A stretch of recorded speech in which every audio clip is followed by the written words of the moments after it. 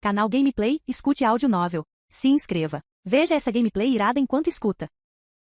Sistema de Inteligência Diária. Parte 54. Capítulo 376. Após Leigon ser retirado da fortaleza principal, a noite ainda não havia recuado. Louis não descansou, apenas ordenou a seus guardas que transmitissem a ordem novamente. Logo em seguida, uma segunda pessoa com a cabeça coberta foi escoltada para dentro. Aquela pessoa respirava com dificuldade, e suas roupas exalavam um forte aroma de especiarias e vinho do sul dos Estados Unidos. Louis ergueu a mão e os cavaleiros pararam. Desamarre-no. Quando o capuz foi retirado, o homem piscou, viu a pessoa sentada à sua frente e seu rosto empalideceu instantaneamente, seus pés recuando inconscientemente meio passo. O homem abriu a boca, instintivamente querendo soltar a desculpa de sempre. Sou apenas um pequeno comerciante de especiarias. Louis apenas o observou com um sorriso. Naquela noite, as luzes da fortaleza principal da Maré Vermelha permaneceram acesas até tarde. Desde os mercadores da Guilda do Brilho Vermelho, passando pelos representantes da Guilda das Cinzas, até os mensageiros espreitadores da Queda das Estrelas. 4 ou 5 membros da Guilda da Federação, que estiveram escondidos na Maré Vermelha por muitos anos, foram trazidos de volta. As luzes da fortaleza principal da Maré Vermelha permaneceram acesas até altas horas da noite.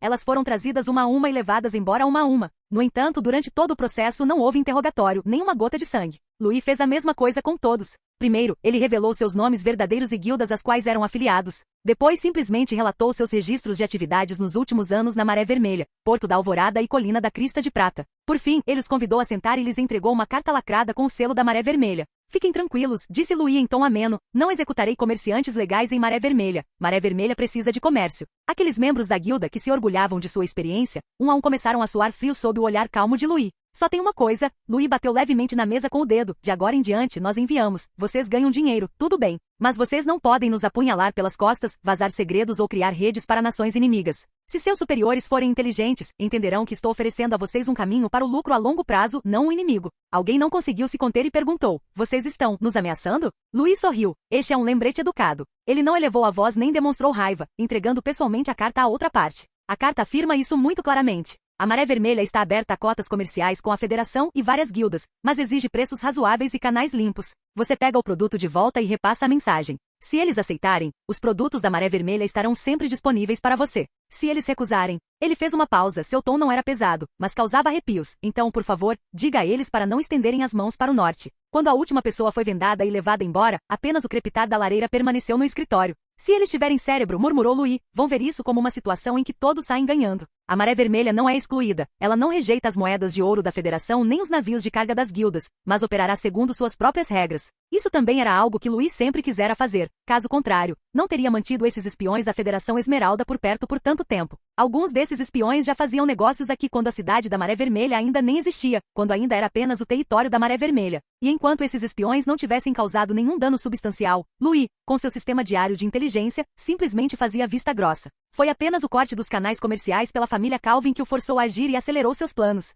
Louis se levantou e caminhou até a janela, olhando para as luzes da cidade da Maré Vermelha na noite nevosa. Pai, eu fiz minha escolha. Espero que o senhor não se arrependa. A brisa marítima da província do sul sempre trazia um gosto salgado, mas no escritório do Conde Harvey não havia qualquer vestígio de umidade. Grossas paredes de pedra bloqueavam o som do mar, e o fogo na lareira ardia de forma constante, sua luz bruxuleante refletindo em livros e documentos. A mesa estava abarrotada de relatórios fiscais, conhecimentos de embarque e listas de cotas. Uma garrafa de vinho prateada estava meio vazia, e o vinho tinto girava no copo, projetando um anel de luz. O Conde Harvey segurava uma caneta na mão esquerda para aprovar documentos e bebia vinho com a direita. Era um hábito que ele não conseguia abandonar há anos. Alguns goles, na verdade, clareavam sua mente tornando números, nomes e acordos tributários portuários perfeitamente claros. Quando não bebia, ficava irritável. Esse problema o atormentava desde a juventude. Ele não nasceu em uma família verdadeiramente nobre. Seu avô era um visconde à beira da falência, viciado em jogos de azar e quase dilapidou a fortuna da família. Quando seu pai assumiu o controle, a família mal conseguia manter empregados, restando apenas uma antiga propriedade vazia. Esse período o ensinou desde cedo o que significa não ter um tostão.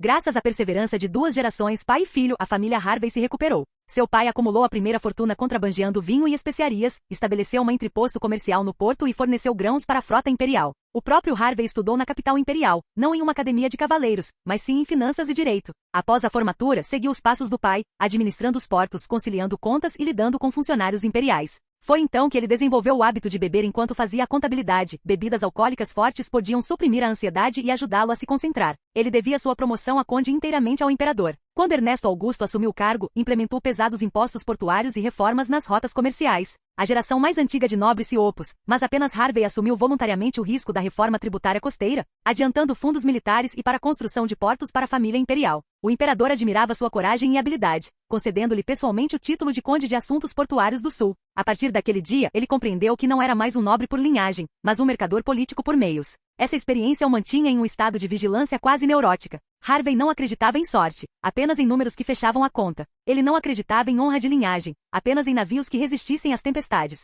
Ao analisar os documentos, ele se sentiu um pouco irritado. O imperador estava em reclusão, o regente estava gravemente doente e os príncipes disputavam abertamente o poder. Ordens vindas da capital imperial chegavam uma após a outra, os sistemas tributários costeiros eram alterados repetidamente, e a agenda preliminar do Conselho do Trono do Dragão ficava cada vez mais extensa a cada página. Os antigos nobres conspiravam uns contra os outros, os novos nobres eram usados como amortecedores, e ninguém queria ser o primeiro a entrar na briga. Harvey largou a pena e tomou um gole de vinho. Ah, que bagunça de contas! A crise atual foi muito mais complexa do que apenas as reformas tributárias no papel. As rotas de navegação costeira eram repetidamente requisitadas pela capital imperial. O navio mercante tinha que pagar impostos 3 vezes. E piratas no sul estavam ressurgindo, com alguns até mesmo os apoiando secretamente. Nobres do interior aproveitaram-se do caos para cortar as rotas comerciais, forçando-o a ceder lucros. Credores da capital imperial pressionavam pelo pagamento, e as promissórias do Ministério do Abastecimento Militar continuavam a se acumular. Todo o comércio no sul era como um navio cheio de buracos, prestes a virar a qualquer momento. Harvey estava bem ciente de sua situação. Embora a família Harvey tivesse sido enobrecida com o título de condes, sua base ainda era frágil. Ao menor sinal de problema, se os antigos nobres unissem forças, certamente seriam os primeiros a serem expulsos. As contas correntes ainda poderiam ser mantidas, contando com os impostos de exportação dos 3 portos e a receita das vinícolas. Mas, uma vez que a capital imperial realocou supervisores e cortou a partilha da receita fiscal, sua década de negócios familiares arduamente conquistados poderia simplesmente desaparecer. Pior ainda, ele tinha que manter relações ambíguas com várias facções. Enviados da capital imperial queriam que ele jurasse lealdade ao segundo príncipe, enquanto o conselho tentava conquistar a facção do quarto príncipe. Todas as conexões precisavam ser mantidas, todos os lados apaziguados. Mover-se bruscamente em uma direção alertaria a outra. Quanto mais caótica for a capital imperial, mais nós, que viemos à mesa com dinheiro, devemos nos manter unidos, murmurou Harvey, como se estivesse se lembrando de algo. Enquanto falava, ele assinou seu nome em um documento. Nesse instante, ouviram-se passos fracos e uma batida na porta. Entre disse ele pousando a taça de vinho, com a voz calma. O criado empurrou a porta, curvou-se respeitosamente e apresentou uma bandeja de prata com ambas as mãos. Sobre a bandeja, havia 2 cartas. Uma estava selada com o emblema de sol, a marca do território da Maré Vermelha do Norte. A outra trazia o emblema de um navio à vela, familiar à sua própria família Harvey, escrita para ele por Ioen. Harvey ergueu uma sobrancelha, reconhecendo o emblema do sol. Era uma carta de Louis Calvino, um conde escrevendo-lhe pessoalmente. Ele não pôde deixar de ficar curioso. O que esse Lorde do Norte queria discutir com ele? Mas ele deixou essa carta de lado temporariamente, pegando em vez disso a que tinha o emblema do navio à vela. Vamos ver o que aquele garoto escreveu desta vez, suspirou ele, recostando-se na cadeira. Esse segundo filho realmente lhe dava dor de cabeça. Era uma criança nascida tardiamente e mimada desde a infância, um pouco mais lenta que o irmão mais velho, mas não desprovida de inteligência, apenas um pouco volúvel. O caminho que ele havia traçado para ele era o mais estável possível. Proteger o porto da família, herdar um pequeno baronato, viver uma vida de riqueza e prestígio, desde que não causasse problemas. Mas o rapaz, cheio de paixão juvenil, fugiu para se alistar na expansão para o norte. Aquele lugar era praticamente um cemitério. Ele realmente achava que seu filho não voltaria. Quem diria que ele não só sobreviveria, como também se aproveitaria da influência do Lorde do Norte? Em poucos anos, ele ascendeu ao título de Visconde. Essa habilidade de se aproximar de figuras poderosas era de certa forma semelhante à sua própria perspicácia na juventude. Ele sorriu sem jeito e abriu o envelope. O conteúdo da carta era descontraído, suas frases confusas, repletas do entusiasmo característico de Ioen. Lord Louis, o Lorde da Maré Vermelha, quer cooperar conosco. Ele é a pessoa mais capaz que já conheci. Ele sugeriu que nossa família poderia fornecer portos no sul, e a Maré Vermelha enviaria couro, ferro frio e outros produtos, divisão de lucros. Este é um negócio infalível, sem prejuízo para ninguém. O Conde Harvey deu uma risadinha no meio da frase, balançando a cabeça e suspirando. Aquele rapaz, ele já é um visconde e continua tão ingênuo. Ele realmente entendeu por que Ioen escreveu dessa forma. Afinal, aquele Lorde do Norte lhe havia dado tanto. Apoio constante, feudos, recursos, honra, todas oportunidades que pareciam cair do céu. Para ser honesto, mesmo que ele tivesse arranjado tudo pessoalmente, não teria conseguido fazê-lo ascender de barão pioneiro a visconde em apenas alguns anos. Ao pensar nisso, Harvey sentiu-se um pouco dividido, meio orgulhoso, meio suspirando. Ele largou aquela carta e pegou a que estava lacrada com o emblema do sol. Era de Louis Calvino, a caligrafia na capa era legível e o selo de cera estava perfeito. O papel de carta foi desdobrado, a caligrafia era legível, a linguagem calma, transmitindo a sobriedade e a ordem de uma discussão comercial. Na carta, Louis se dirigiu a ele como tio Harvey, num tom calmo e apropriado, sem ser humilde nem arrogante. A carta inteira não continha bajulação supérflua, nem qualquer indício de coerção, como um lorde que conhecia seu próprio valor ao declarar fatos. Ele começou explicando brevemente a situação atual no norte. A cidade da Maré Vermelha havia se tornado o centro do comércio do norte, com produção estável e em expansão. Em seguida, ele escreveu sobre a intenção de cooperar. A Maré Vermelha estava disposta a oferecer principalmente materiais como couro, ferro frio, essência de magma e vários minerais, em troca de acesso ao porto de Harvey para a circulação de grãos, especiarias, seda e vinho, e para estabelecer armazéns de trânsito estáveis. A carta detalhou ainda vários planos sugeridos, incluindo percentagens de partilha de lucros da carga, subsídios para armazenamento e transporte no inverno, partilha de custos de manutenção portuária e futuras cotas comerciais expansíveis. Cada item era tão claro que estava numerado, permitindo que se visse imediatamente a lógica e a ordem de toda uma equipe de gestão por trás daquela carta. Além disso, a Maré Vermelha prometeu apoiar propostas razoáveis da nova Aliança Nobre no Conselho do Trono do Dragão. Caso a situação imperial piorasse e a guerra se alastrasse, o transporte de materiais e o acesso ao porto da família Harvey também seriam priorizados. A frase final foi concisa, porém profunda. Se as duas famílias do norte e do sul puderem unir forças, mesmo em tempos difíceis, poderá haver um maior grau de estabilidade. Ele terminou de ler, pousou a carta delicadamente com o olhar fixo na luz da lareira, enquanto seus pensamentos se formavam lentamente. A família Calvin sempre foi a principal potência portuária e de rotas comerciais do Império. Este garoto, um filho de Calvin, ignorou sua própria casa comercial para vir até mim? Murmurou para si mesmo. Não se tratava de um convite de cooperação qualquer. Era o mesmo que dar um tapa na cara do próprio pai. Ou havia uma luta interna na família Calvin, ou esse jovem conde já pretendia trilhar seu próprio caminho. Ele tomou um gole de vinho, com inúmeros pensamentos passando pela sua mente. Ele e os portos da família Calvin sempre estiveram em competição, disputando secretamente o poder durante anos. E esse Luís salvara a vida de Owen, tirando aquele rapaz tolo de uma pilha de mortos e ajudando-o a obter o título de visconde. Ele não podia fingir que não reconhecia esse favor. Além disso, o imperador não aparecia há muito tempo, os príncipes estavam formando facções, os antigos nobres aguardavam um momento oportuno para sua restauração,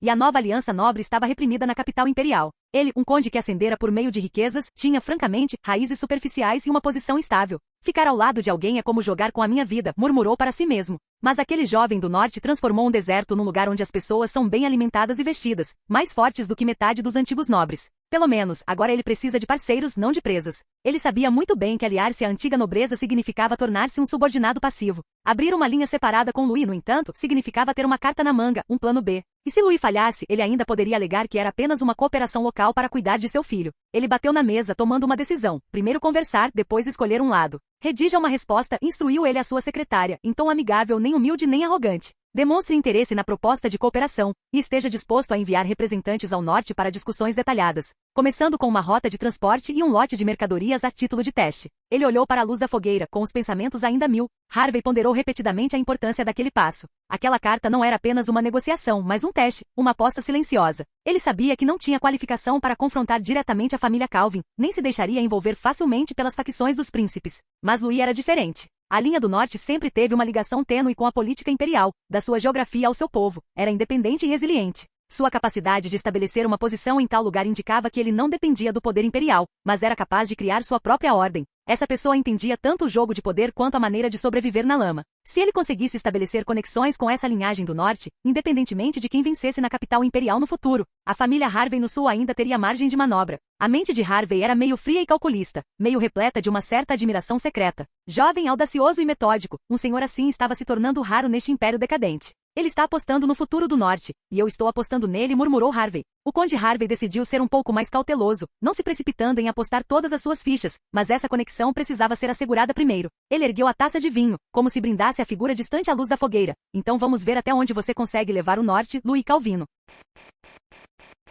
Capítulo 377. A pequena cidade nas marcas ocidentais do Império foi engolida pela noite, as ruas tão silenciosas que apenas as botas dos cavaleiros em patrulha podiam ser ouvidas. Ninguém imaginaria que a Guilda Maré Azul da Federação Esmeralda tivesse escondido o escritório de ligação mais confidencial do Império nesta cidade remota. Uma lâmpada alquímica pendia sobre a mesa, sua chama tremeluzindo e iluminando uma montanha de livros razão e arquivos criptografados. Seonar Grover estava sentado atrás da mesa, analisando as últimas informações da capital imperial. O emblema em espiral em seu peito brilhando em dourado escuro na penumbra. Do lado de fora da porta, ouviram-se passos apressados e uma batida. Entre. A porta foi aberta com um empurrão e Leigon From entrou, envolto em uma capa coberta de geada com passos frenéticos. Seonar olhou para ele, um tanto surpreso, e disse, parece que sua missão encontrou problemas. Leigon engoliu em seco. O norte está exposto. Exposto. A sobrancelha de Seonar se contraiu imperceptivelmente, e ele recostou-se na cadeira. Pedi que trouxesse informações, não problemas. Leigon deu um sorriso irônico, tirando uma carta de seus braços. O selo de cera ostentava um emblema de sol vermelho dourado. Era o símbolo da maré vermelha no norte. Seonar não estendeu a mão, apenas disse friamente, fale. Leigon respirou fundo. O Lorde da Maré Vermelha, Louis Calvino, encontrou-se pessoalmente comigo. Ele disse que a Maré Vermelha não mata espiões, apenas faz negócios. Depois, pediu-me que levasse esta carta de volta para você. Seonar ficou em silêncio por um momento, depois finalmente estendeu a mão e pegou a carta. A carta se desdobrou, seu conteúdo não era uma ameaça, mas sim uma proposta comercial formal. As palavras na carta não eram agressivas, mas um convite muito sincero para que a Guilda da Maré Azul negociasse com a Maré Vermelha, especificando a troca de minérios, combustível, couro e ferro frio por cristais de sal, grãos, vinho e matérias-primas alquímicas. A última frase no final. A Maré Vermelha não se opõe aos visitantes da Federação, apenas espera que a Federação aprenda a respeitar as regras do Norte. A lâmpada alquímica perdeu a intensidade, e o ar na sala pareceu congelar. Leigon baixou a cabeça, suor frio escorrendo pelas têmporas, até mesmo sua respiração ficou mais leve. Seonar não falou imediatamente, apenas tocou a borda da carta com as costas do dedo, com um olhar calmo. Então, disse ele lentamente, ele descobriu sua identidade, expôs nosso posto avançado, mas não o matou nem confiscou as mercadorias. Apenas pediu que você trouxesse esta carta de volta? Leigon assentiu com dificuldade. Sim, senhor. Sua atitude era muito calma, como se estivesse me esperando. Seonar lançou-lhe um olhar, sem repreendê-lo. Em seguida, olhou para o mapa imperial na parede. Naquele campo de neve ao norte, que ele outrora considerará uma zona tampão estéril, 6 meses atrás ele havia circulado pessoalmente um nome com tinta vermelha. Louis Calvin. Esse nome vinha surgindo frequentemente em seus ouvidos nos últimos anos. Um filho rejeitado, tratado como um desperdício pela família e enviado para o norte para ser desenvolvido, que deveria ter apodrecido no solo congelado com um bando de nobres azarados, mas que em poucos anos lutou em diversas guerras. Ele contribuiu para a aniquilação dos Jurados da Neve e na calamidade dos insetos e na Batalha dos Ossos Enterrados, resgatou diretamente metade do norte do abismo. Ele casou-se com uma integrante da família Edmund e após a morte do Duque Edmund, assumiu naturalmente seu poder militar e território. O oficial de inteligência tinha apenas um comentário sobre isso. O norte agora só tem uma voz, e essa é a de Louis Calvino. Seonar desdobrou a carta novamente e a leu com atenção. A carta não continha ameaças nem conversa fiada, apenas um esboço sereno de toda uma estrutura de cooperação. A Maré Vermelha poderia fornecer um suprimento estável a longo prazo de minerais raros do norte, como ferro frio e essência de magma, com a Guilda da Maré Azul fornecendo cristais de sal, minério frio, moedas de ouro e matérias-primas para poções alquímicas em troca. O contrato incluía cláusulas para armazenamento de inverno e subsídios de transporte, preços escalonados para mercadorias e regras detalhadas para quebra de contrato e atrasos nos pagamentos. Cada cláusula era numerada e o lucro estimado para cada transação era calculado com uma precisão que nem ele conseguia contestar. Seonar fez um cálculo aproximado. Tratava-se de fato de um negócio limpo e lucrativo. Mas ele não se deixou influenciar pelos números. Virou-se de lado e perguntou, conte-me novamente qual é a situação atual no norte. Leigon recompôs-se imediatamente baixando a voz e relatando rapidamente, no território da Maré Vermelha, os preços dos grãos não mudaram por 3 temporadas, subindo de forma ordenada. O sistema da Maré Vermelha está sendo promovido aos territórios vizinhos, com mais da metade dos nobres do norte aderindo. As oficinas funcionam dia e noite e as mercadorias fluem continuamente pelo Porto da Aurora e pelas rotas do interior. Enquanto outras partes do Império estão em caos, somente lá as coisas estão se acumulando. Essas eram todas informações básicas sobre a Maré Vermelha, nada confidencial, algo que qualquer comerciante comum na Maré Vermelha poderia deduzir.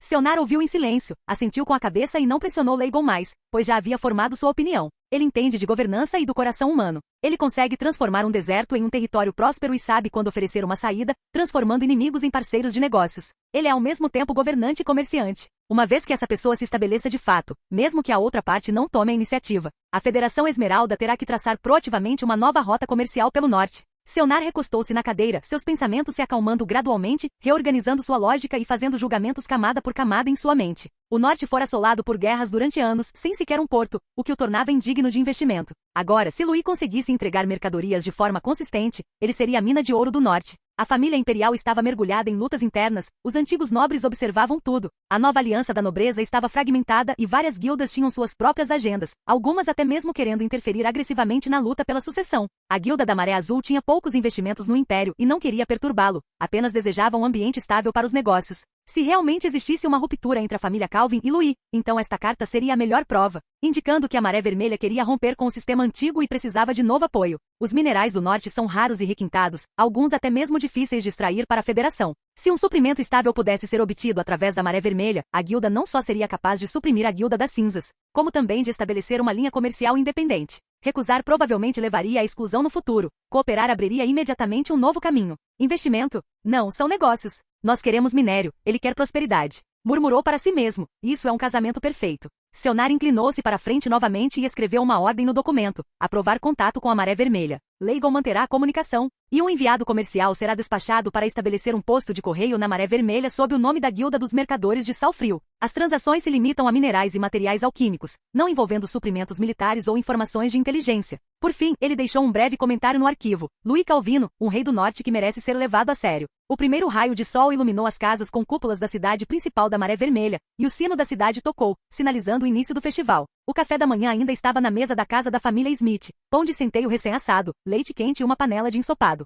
Smith segurava uma tigela e sorria enquanto observava sua filha sujar as mãos de mel. Hoje é o festival da primavera, disse Mary, limpando a boca da filha com um sorriso. Depois de comermos, iremos à praça para ver o espetáculo. Irene estava tão animada que mal conseguia segurar a colher. Sério? Ainda posso ganhar um selo? Ainda posso comer bolinhos de chocolate? Claro que pode, disse Smith, sorrindo enquanto bagunçava o cabelo dela. Mary olhou para a névoa matinal que subia pela janela. Uma manhã como aquela parecia um sonho. Não havia fome nem medo, apenas um café da manhã fumegante e uma criança ansiosa para brincar. Mary recolheu a louça, empurrou a porta e sua respiração exalada se espalhou na luz da manhã. Vestindo um casaco grosso, ela caminhava de braços dados com o marido, Smith, enquanto a filha, Irene, corria à frente, rindo e acenando com o cartão de pontos que ganhará na escola. Devagar, não caia, gritou Mary, mas sua voz foi abafada pelas risadas da multidão. Na rua, o vapor das bancas de pão se misturava com o cheiro de peixe, e os vendedores gritavam. 3 moedas de cobre por 3 peixes grelhados. Água com mel é a especialidade de hoje. As crianças faziam fila para ganhar carimbos, e os apitos da fábrica soavam ocasionalmente à distância, como se acompanhassem a festa.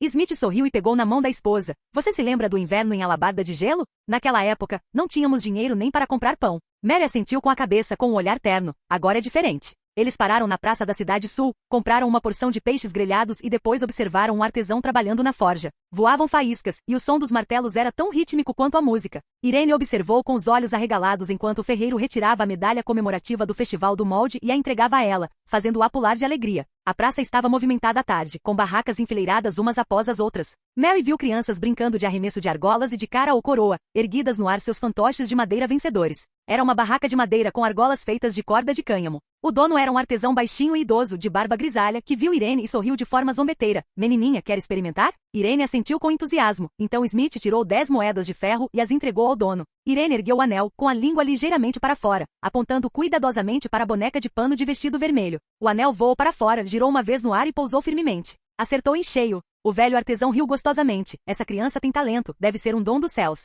Smith pegou a boneca e perguntou casualmente. Como andam os negócios ultimamente? O velho artesão enxugou o suor da testa. Nada mal, todos têm dinheiro nestes últimos anos. E quando chega o festival, as crianças estão dispostas a gastar. Devemos isso a Lord Louis. Smith acrescentou ainda. Graças a Deus, Louis. 3. Mary também sorriu e acenou com a cabeça. O sol iluminava a multidão. Ferreiros, pescadores, mercadores, soldados. Os habitantes da cidade da Maré Vermelha estavam todos sorrindo, com risos calorosos e genuínos. Embora ainda estivesse nevando, tudo parecia aconchegante. Mary olhou para a multidão, sentindo de repente uma leve dor no coração. Ela se lembrou de quando era filha de um comerciante de classe média na cidade da Alabarda de Gelo. A vida não era tão estável quanto os forasteiros imaginavam, e ela até passava fome no inverno. A vida melhorou um pouco depois de se casar com seu marido, um capitão cavaleiro, mas os suprimentos sempre foram escassos. E ao se lembrar do medo que sentiu quando ouviu falar pela primeira vez sobre se mudar para a Maré Vermelha, Mary deu uma risadinha discreta. Suas preocupações daquela época agora pareciam verdadeiramente ridículas. Antes, ela pensava que aquele deserto só continha neve e morte, mas agora ele havia se tornado seu lar mais acolhedor. Agora ela tinha sua própria casa na Maré Vermelha, uma casa de 2 andares com cúpula, um fogão aconchegante e canos de água quente subterrâneos que funcionavam a noite toda. A casa tinha um celeiro, uma lareira e moedas de ouro guardadas em uma caixa de madeira. E ela compreendeu que abundância não significava pilhas de ouro e prata, mas sim não ter que se preocupar com a refeição do dia seguinte. Mary geralmente trabalhava meio período como diácona no orfanato, administrando os livros contábeis e distribuindo rações. Por ser alfabetizada e boa em aritmética, ela era chamada de Senhorita Mary e recebia um salário mensal de 2 moedas de prata. Embora seu marido, Smith, ainda fizesse parte do rodízio na linha de defesa externa, ele podia retornar à cidade por 2 meses a cada ano. Esses 2 meses eram o período mais tranquilo do ano para ela. E sua filha Irene, agora com 6 anos, frequentava a Academia Maré Vermelha. Embora ainda não soubesse escrever bem e só conhecesse a aritmética até 10, ela lia com entusiasmo os avisos afixados na parede para Mary todos os dias. Mary sussurrou para Smith. Nunca imaginei que pudéssemos ter uma vida assim. Smith sorriu. Tudo graças a Lord Louis. Mary assentiu com a cabeça, mas não respondeu, apenas olhou para o sorriso radiante da filha, pensando que aquela era a verdadeira primavera. As atividades do festival da tarde tinham acabado de começar, e a família de 3 pessoas brincava e comia. O riso das crianças vinha do teatro de fantoches na esquina, e jovens artesãos vestidos de monstros corriam pelo desfile. Havia um desafio do pequeno herói, montado na rua, onde as crianças tinham que atravessar uma ponte suspensa, rastejar por entre barris e, finalmente, tocar um sino de cobre para ganhar doces. Irene correu para a frente, mas caiu da ponte suspensa, fazendo Mary rir até chorar. Eles também observaram artistas soprando fogo e pintando lanternas em frente a barracas temporárias. Ao cair da noite, os sinos tocaram, e Mary pegou na mão da filha, dizendo a Smith: "Vamos, está na hora de irmos à praça." Ao longo do caminho, a multidão foi ficando mais densa, o ar se encheu de risos e do cheiro de vinho. "Ouvi dizer que Lord Louis vai discursar esta noite", disse alguém por perto, animado. Smith ficou momentaneamente atônito, depois sorriu. "Esta é uma ocasião rara. A última vez que o vi foi quando ele viajou no ano passado." Irene puxou a mão de Mary, com os olhos brilhando. "Mamãe, poderei ver Lord Louis mais tarde?" "Claro que pode." Mary sorriu, agachou-se e apertou o cachecol da filha. "Mas você tem que se comportar e não ficar correndo por aí." Eles seguiram a multidão até o centro da praça. As colunas de fogo ainda não haviam sido acesas, e as bandeiras ao redor tremulavam ao vento. A multidão era densa, quase ombro a ombro. As crianças eram seguradas nos braços dos pais para evitar que se perdessem. "Faz anos que não vejo tanta gente reunida." Smith olhou para as faixas ao redor e suspirou. Mary estava sendo empurrada para trás pela multidão, passo a passo, mas não conseguia evitar sorrir e acenar com a cabeça, sentindo uma pontinha de expectativa no coração. Talvez esse senhor dissesse alguma coisa. Nesse instante, uma voz familiar soou ao lado deles. "Senhora Mary?" Ela se virou e viu o intendente Pat, o jovem oficial que frequentemente vinha ao orfanato entregar grãos e carvão. Ele carregava uma sacola de doces e exibia seu sorriso habitual. "Senhor Pat, que coincidência." Mary ficou um pouco surpresa. "Sim, estou aqui para ajudar a manter a ordem." Ele deu uma risadinha brincalhona. Smith também sorriu e acenou com a cabeça. "Vocês todos trabalharam muito esta noite." Pat acenou com a mão. "De jeito nenhum, é o que devemos fazer." Assim que ele terminou de falar, as colunas de fogo foram acesas ao som de trombetas, e chamas irromperam, iluminando toda a Praça do Sol. O clamor da multidão transformou-se instantaneamente num rugido. "Lord Louis." As luzes da plataforma elevada acenderam-se, atravessando a névoa nevosa, e aquela figura caminhou para a frente, emergindo das chamas. Ele não usava armadura dourada, nem estava rodeado de acompanhantes, apenas envolto em uma capa da maré vermelha. A expressão do jovem Lorde era calma. Ele observou a multidão com um olhar sereno, e quando ergueu a mão, a praça movimentada com milhares de pessoas silenciou completamente. As crianças levantaram o olhar, os adultos prenderam a respiração, os soldados pousaram suas taças de vinho e até o som do vento pareceu diminuir. Mary olhou para Louis no palco, com o coração inexplicavelmente aquecido. Naquele instante, todas as luzes pareciam convergir para aquele jovem lorde. De repente, Mary entendeu por que as pessoas sempre diziam: "O Senhor da Maré Vermelha é como o sol." Canal Gameplay. Escute áudio novel. Capítulo 378. A noite havia caído completamente e a gigantesca fogueira no centro da Praça da Maré Vermelha foi acesa. Chamas irromperam em direção ao céu, iluminando as bandeiras da Maré Vermelha e lançando um brilho avermelhado sobre a neve. Diversas figuras formavam círculos concêntricos na praça: artesãos, cavaleiros, soldados, mercadores, plebeus, aprendizes. A família de Mary estava no meio da multidão, Irene montada nos ombros do pai, segurando uma pequena bandeira da Maré Vermelha. A luz das chamas brilhava em todos os rostos, como se a cidade inteira estivesse em chamas. Louis, envolto em uma capa da Maré Vermelha, subiu os degraus, seguido por Bradley Lambert e vários representantes dos cavaleiros. Ele não usava medalhas e não tinha guarda de honra, apenas uma espada longa comum repousava ao seu lado. No instante em que ele apareceu, os aplausos vindos da praça quase rasgaram a noite nevada. "Viva a Maré Vermelha! Viva Lord Louis! A Maré Vermelha jamais será extinta." Gritos subiam e desciam, sobrepondo-se numa maré ensurdecedora. Jovens cavaleiros ergueram suas espadas em saudação, crianças acenavam com pequenas bandeiras e os idosos enxugavam as lágrimas. A cidade inteira fervilhava. Aqueles gritos, como uma maré, varreram o coração da multidão em todas as direções, persistindo por um longo tempo. O motivo de tanta agitação era que esse senhor não só lhes permitirá sobreviver, como também lhes possibilitará viver uma vida digna pela primeira vez. Há poucos anos, muitos deles passavam fome na neve, trabalhavam como criados nas mansões da antiga nobreza ou fugiam em meio às chamas da guerra. Agora eles tinham casas aquecidas, comida suficiente, empregos com salários e escolas onde seus filhos podiam aprender a ler. Para eles, tudo isso deveria ter pertencido apenas à nobreza, mas Louis permitiu que pessoas comuns também o possuíssem. Por isso, ele não era apenas um senhor em seus corações, mas sim como um sol que iluminava a longa noite. Além disso, Louis não aparecia em público há muito tempo. Durante um ano inteiro, muitos só tinham visto seu nome em boatos e anúncios. Vê-lo agora, parado à luz da fogueira, era como ver um salvador. Louis levantou a mão e o clamor diminuiu gradualmente. Embora já tivesse presenciado cenas semelhantes inúmeras vezes, seu peito ainda se apertava levemente ao ver os aplausos fervorosos da multidão e o respeito brilhando em tantos olhares. Ele respirou fundo, acalmou as emoções, deu um passo à frente e usou magia para projetar sua voz pela noite. É primavera novamente. No ano passado não tivemos guerras, fome ou deslocamentos. Esta é uma grande conquista para o território do norte. A multidão irrompeu em risos e os olhos de algumas pessoas ficaram vermelhos. Louis fez uma pausa por um momento, seu tom firme e poderoso. Seu trabalho árduo trouxe a paz. Esta é a glória da Maré Vermelha, que pertence a mim e a cada um de vocês. Pertence àqueles que suam nas oficinas, àqueles que descarregam a carga no porto e àqueles que nunca param de trabalhar diante do fogo da fornalha. Aplausos e vivas irromperam novamente, inundando a praça como uma onda. Soldados ergueram suas espadas em saudação, artesãos acenaram com seus chapéus, e o riso das crianças se misturou aos gritos, fundindo-se em uma celebração fervorosa. Louis observou tudo aquilo, um brilho de ternura momentânea em seus olhos. Ele assentiu levemente com a cabeça e fez um gesto com a mão, e os aplausos e gritos foram gradualmente abafados por sua presença calma. Nesse instante, o clamor da praça pareceu ser abafado por alguma força invisível, e a atenção das pessoas voltou-se novamente para o Senhor. Sua voz foi ficando gradualmente mais grave, mas também mais clara. Sei que muitos de vocês se saíram bem este ano, tendo pão e lares aquecidos.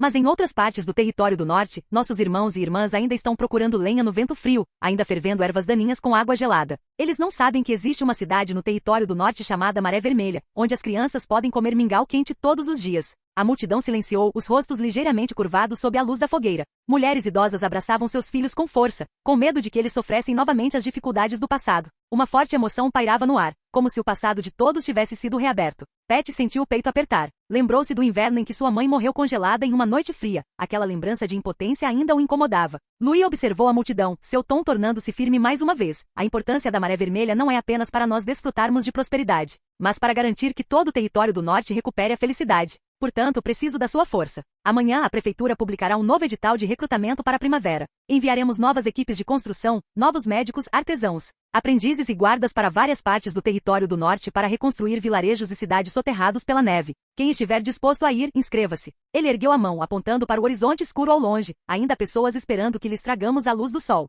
Se a Maré Vermelha tem um salvador, esse salvador é cada pessoa disposta a agir. Vai, torna-te o sol do território do norte e ilumina aqueles que ainda estão nas trevas. Ele baixou a mão delicadamente, seu tom voltando a ser calmo. A luz do sol da Maré Vermelha não deve aquecer apenas a nós mesmos. A multidão irrompeu novamente em calorosos aplausos e vivas. Muitas pessoas ficaram profundamente comovidas com suas palavras. Mary olhou para Irene, pensando que a criança ainda era muito pequena, senão ela também iria fazer alguma coisa. Pat estava por perto, com os punhos cerrados e os olhos brilhando com determinação. Os aplausos e vivas duraram muito tempo. Os rostos das pessoas estavam marcados por lágrimas, mas também cheios de sorrisos. A luz da fogueira tremeluzia, iluminando seus rostos e toda a praça. A chama, símbolo da esperança, balançava ao vento, refletindo a figura de cada pessoa. A noite do Festival da Primavera atingiu seu ápice de fervor neste momento. Na primeira manhã após o término do Festival da Primavera, a cidade da Maré Vermelha foi suavemente envolvida pela neve primaveril e pelo calor persistente das fornalhas. As ruas ainda exibiam as fitas e lanternas da noite anterior, jovens varriam os restos de madeira na praça e os vendedores haviam montado seus fogões. O aroma de pão e sopa quente impregnava o ar. O relógio da torre badalou 7 horas e toda a cidade despertou.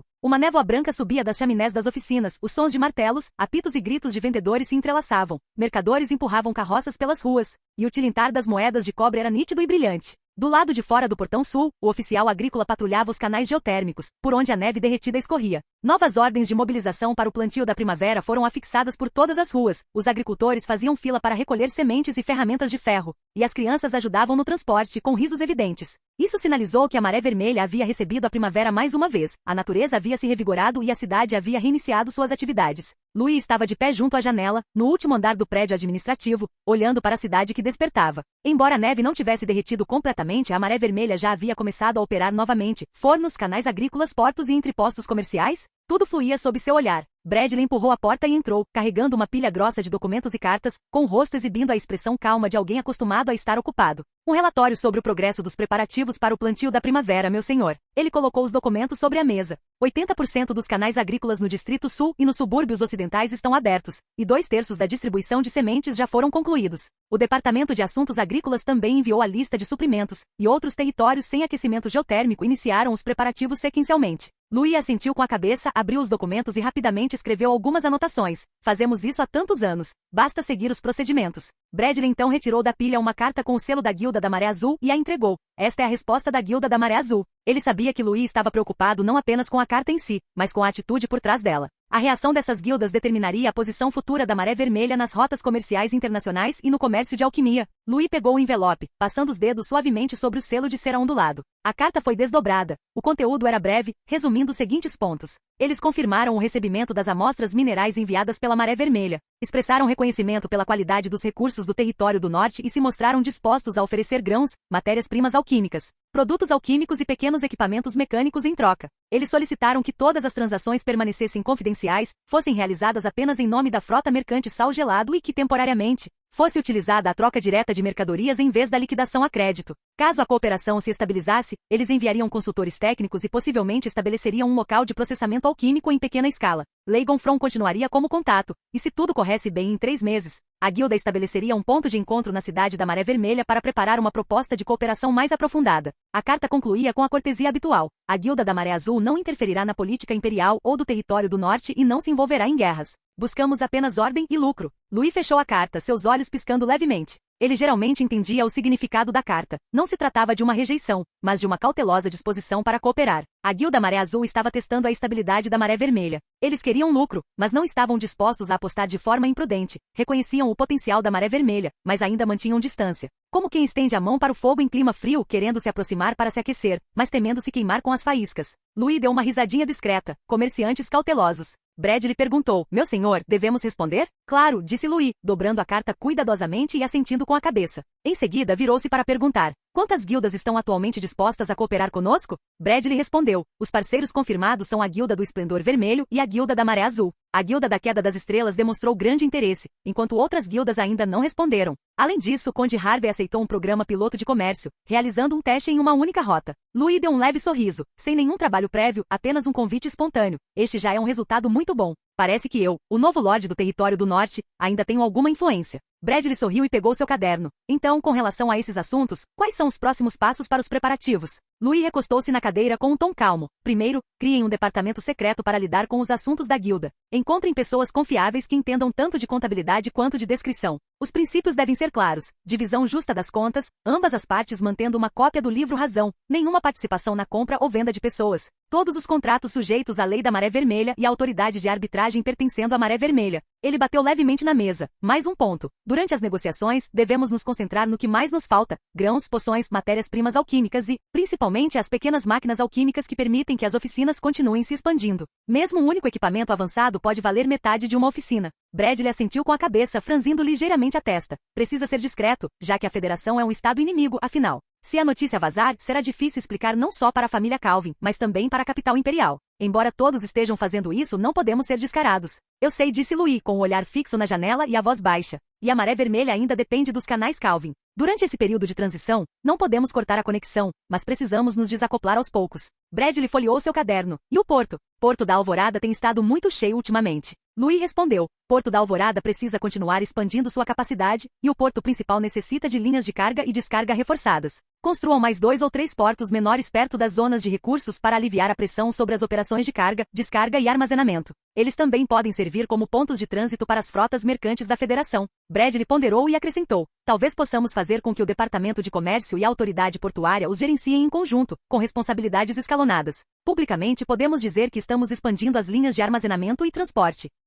Muito bem. Louis assentiu com a cabeça, um leve sorriso nos lábios. Você planeja o resto dos detalhes. Seja discreto e não chame a atenção. Em seguida, ele abriu outro documento e perguntou casualmente. Qual é o status de registro da equipe de apoio à Maré Vermelha? Bradley pensou por um momento e respondeu. O anúncio foi publicado esta manhã, meu senhor. É difícil dizer quantas pessoas vão se inscrever agora. Assim que o dia amanheceu, Pat acordou. Ele se olhou atentamente no espelho de bronze, alisou os cabelos e vestiu o uniforme recém-distribuído para o outono. Era o uniforme padrão que a Maré Vermelha distribuía aos funcionários de base todos os invernos, mas ele só se atreveu a usá-lo hoje. A frugalidade já havia se tornado um hábito, e ele sempre mantinha um pensamento cauteloso no coração. Afinal, tudo que a Maré Vermelha lhes havia dado era bom demais, tão bom que as pessoas temiam perder. O pequeno distintivo do Departamento de Assuntos Civis preso ao seu peito brilhava intensamente. Pat olhou para si mesmo no espelho e sorriu, sentindo que hoje ele parecia um verdadeiro oficial. Ele saiu 2 horas mais cedo hoje, pensando que se registrasse cedo na praça, poderia evitar as multidões. O discurso de Lord Louis na noite anterior ainda ecoava em seus ouvidos. A sensação de excitação o manteve acordado a noite toda.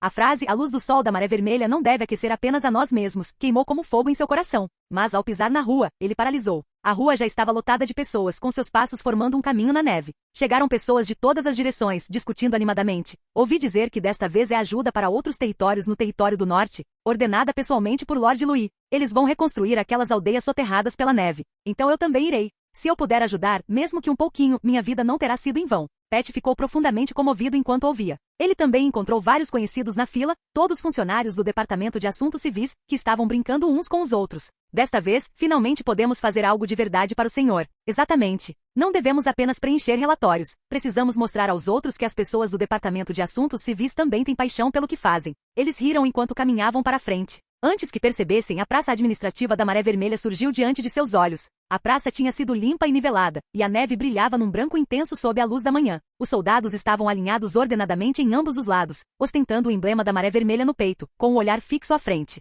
Bandeiras vermelhas tremulavam e se cruzavam ao vento, estampadas com o conhecido emblema do sol. Postes de aviso estavam a cada poucos passos. Papéis brancos tremulavam ao vento, cobertos com regulamentos de registro escritos em letras garrafais. Pat olhou para o que estava escrito e uma onda repentina de calor percorreu seu coração. Hoje ele finalmente pôde fazer algo que realmente queria fazer. Capítulo 379. Pat finalmente conseguiu se espremer por entre a multidão, levando várias trombadas no ombro, mas acabou chegando à coluna de avisos. Os documentos de recrutamento para a equipe de auxílio da primavera foram afixados na coluna, listando claramente as diversas funções: equipe de construção, artesão, médico, aprendiz e guarda. O salário, a duração do contrato e os auxílios familiares estavam todos claramente descritos. A ordem, bem no final, era simples e direta: ide e iluminai aqueles que ainda vivem nas trevas. Pat encarou a frase, seu coração apertando levemente, e um sentimento surgiu. Ótimo, agora é minha vez de fazer alguma coisa. Uma mesa de registro foi instalada no centro da praça, onde funcionários do Departamento de Assuntos Civis estavam ocupados mantendo a ordem. Uma placa de madeira indicava a classificação da fila, e Pat entrou na fila com a equipe de logística. Algumas pessoas próximas gritaram para que furassem a fila, e outras reclamaram da aglomeração, até que um funcionário da secretaria interveio para controlar a situação e a ordem foi restabelecida. Quando chegou a vez de Pat, ele controlou a respiração e ficou de pé diante da mesa. Um oficial escrivão na casa dos 30 anos olhou para ele e falou calmamente: nome, departamento, currículo. Pat Roland, Departamento de Suprimentos, oficial de armazenamento de terceira classe, respondeu ele simplesmente. O oficial responsável pelos registros folheou os documentos e olhou para ele. Desdobramento de inverno do terceiro distrito. Experiente. Você entende que esta tarefa não se resume a movimentar coisas? Pat assentiu com a cabeça. Ouvi falar um pouco, mas nada em detalhes. Não estamos exportando mão de obra, estamos exportando métodos de operação, explicou o oficial de secretaria diretamente. Aqueles que forem devem saber como manter registros contábeis, distribuir rações, organizar canais de comunicação, manter a ordem e ensinar outros a fazer o mesmo. Em resumo, devem ser oficiais de base capazes de liderar de forma independente um pequeno posto. Pat assimilou a informação por alguns segundos e perguntou: então, depois de me registrar agora, sou um candidato formal? Não tão depressa, disse o oficial escrivão, balançando a cabeça. Haverá uma seleção e treinamento depois. Você precisa passar em uma prova escrita e em um exame oral antes de ser finalmente designado para uma equipe. Seu tom era comum, mas carregava um tom de lembrete. Se você se sair bem, poderá ser promovido quando voltar. Pat assentiu com a cabeça e assinou seu nome. Sua caligrafia estava um pouco trêmula, mas não a ponto de comprometer a compostura. O funcionário responsável pela documentação confirmou e guardou o formulário. Você agora é um candidato. Aguarde a notificação para retornar. Pat pegou o folheto e desceu da plataforma, olhando para trás, para a bandeira com o emblema da Maré Vermelha que brilhava intensamente sob a luz. Seja pelo desejo de se destacar ou para permitir que mais pessoas vivessem o tipo de vida que a Maré Vermelha oferecia, Pat estava absolutamente determinado. Ele tinha que passar desta vez. Pat estava entre o primeiro grupo de candidatos notificados da seleção. Assim que a notícia se espalhou, seus colegas começaram a provocá-lo, dando tapinhas em seu ombro e assobiando, dizendo coisas como: o Pat vai fazer muito sucesso e nos dê um presente quando voltar. As orelhas de Pat ardiam, mas ele não conseguia parar de sorrir. Sentia-se como se estivesse em chamas, ansioso para sair correndo da Maré Vermelha imediatamente e contribuir para o território do norte. Quando chegou a hora da mobilização, ele se apressou para o centro administrativo bem cedo. O local de encontro foi o antigo salão de treinamento, no lado norte da praça do centro administrativo, que já estava lotado com centenas de candidatos. Os distintivos numerados em seus peitos os dividiam em categorias: artesão, médico, administração, construção e logística. Todos se sentaram eretos com semblante sério, mas essa seriedade não era um senso de missão. Era mais como: o senhor está chamando, eu preciso fazer bem feito. Na plataforma elevada, Bradley e representantes de vários departamentos já estavam posicionados. O olhar de Bradley percorreu a sala, e todo o salão imediatamente ficou em silêncio. Vocês se tornarão a Maré Vermelha fora da Maré Vermelha, as sementes da ordem. Em seguida, todos se levantaram para prestar o juramento. Eles já tinham visto o juramento no livreto, e inúmeras pessoas o haviam memorizado perfeitamente, testemunhados pela lareira com a ordem em nossos corações. Onde a Maré Vermelha estiver presente, o caos não prevalecerá. Após proferir o juramento, Pat sentiu um alívio enorme, como se tivesse sido formalmente aceito em um grande grupo. Assim que os ecos persistentes do juramento começavam a se dissipar no ar, o som de solas de botas veio da porta. Louis entrou vestindo sua capa carmesim, com a expressão tão calma de sempre. A luz da fogueira iluminava seu perfil. Ele não tinha nenhuma afetação, mas mesmo assim fazia com que todos instintivamente endireitassem as costas. Pet ouviu alguém próximo soltar um suspiro de espanto, e outros murmuraram baixinho: meu Deus! Esse tipo de reverência estava praticamente estampado no rosto de todos. Louis subiu na plataforma e começou imediatamente. O tempo está curto, então serei breve. Assim que ele terminou de falar, todo o salão ficou instantaneamente em silêncio. Louis afirmou categoricamente: vocês vão sair para salvar pessoas, não para reparar as muralhas da nobreza. Seus alvos são as crianças congelando de frio e o povo suzerano que não tem nada para comer. Você poderá encontrar resistência por parte dos nobres. Eles irão de você, gritarão com você e dirão para não se preocupar com esses camponeses, mas você não precisa dar ouvidos a eles. Qualquer um que o obstruir maliciosamente registre-o em seu livreto e relate-o. Maré Vermelha cuidará disso. Louis ainda falava, e os suspiros silenciosos que vinham de baixo mal podiam ser contidos. Pet sentia o mesmo. Tendo crescido no Império, essa foi a primeira vez que ouviu um nobre dizer tais palavras. Ignore os nobres e sirva os plebeus. No entanto, o tom de Louis era tão calmo como se estivesse falando sobre o tempo, sem qualquer indício de provocação, tornando impossível refutá-lo. O coração de Pet batia forte e ansioso, mas ele não conseguia distinguir se era medo ou excitação. Na verdade, Pet assentia com a cabeça sempre que Louis falava, não porque entendesse completamente, mas porque o modo de falar do Senhor os fazia sentir instintivamente que segui-lo era a coisa certa a fazer. Além disso, ele compreendeu claramente uma coisa: o Senhor estava verdadeiramente ao lado deles. E o Lorde odiava aqueles nobres prepotentes. Isso bastava. Por fim, o tom de Louis suavizou: se você lidar bem com isso, seus méritos serão reconhecidos. Futuras promoções, transferências e até mesmo a gestão independente de uma região dependerão do seu desempenho desta vez. Espero que vocês não saiam apenas para falar de teoria, mas para alcançar resultados tangíveis, para que a Maré Vermelha se lembre dos seus nomes. Os aplausos irromperam como uma onda. Em meio à multidão, o coração de Pet sentiu-se subitamente tocado, não por medo, mas porque havia sido inflamado. Talvez ele realmente pudesse realizar as coisas das quais o Senhor falou. Ele encarou Louis no palco, sentindo o peito arder em chamas. A sensação quase lhe causou um formigamento no couro cabeludo. Eu consigo. Eu também consigo. Pet repetia mentalmente, sem nem mesmo saber por que de repente estava tão convicto. Normalmente, quando se tratava de distribuir grãos, manter a contabilidade e verificar o estoque, ele simplesmente sentia que era um emprego estável. Mas agora, pela primeira vez, ele sentia que o que estava fazendo poderia mudar a vida de outra pessoa. Quando Louis disse: seus méritos serão devidamente avaliados, ele não pôde deixar de imaginar diversas cenas. As pessoas da região o reconheciam e diziam aos seus filhos: aquele tio era quem garantia que tivéssemos o suficiente para comer. Após concluir a missão no exterior, quando ele retornava, todos os seus colegas da Maré Vermelha ficavam na entrada administrativa, dando tapinhas em seu ombro e dizendo: o Pet está de volta, o garoto se saiu bem. Ele até pensou um pouco mais além. Talvez, em alguns anos, ele pudesse ser como aqueles altos funcionários da Maré Vermelha, ostentando seu próprio selo e sentado atrás de uma mesa aprovando cronogramas de construção e cotas de armazenamento de alimentos. Ao pensar nisso, as pontas de suas orelhas ficaram vermelhas, e ele rapidamente baixou a cabeça para que os que estavam por perto não vissem sua expressão. Mas aquela expectativa, ele não conseguia reprimí-la. Depois que Louis saiu do salão de treinamento, o calor residual da lareira ainda persistia nas paredes, como a autoridade que ele havia deixado para trás. Uma brisa quente pairava no salão de treinamento vazio, mas as pessoas já haviam sido conduzidas à casa comunal ao lado para continuar as aulas.